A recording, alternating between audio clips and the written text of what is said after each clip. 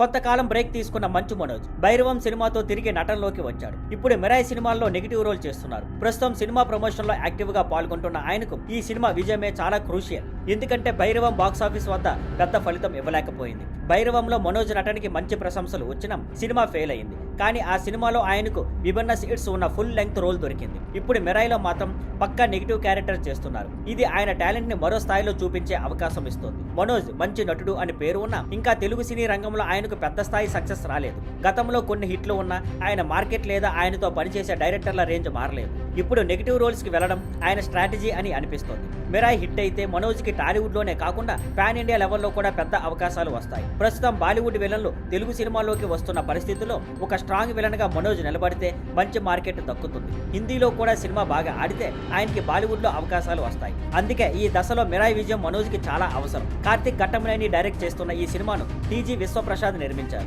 Mirai September 12న theatres లో release అవుతోంది. Thank you for watching. Please like, share and subscribe.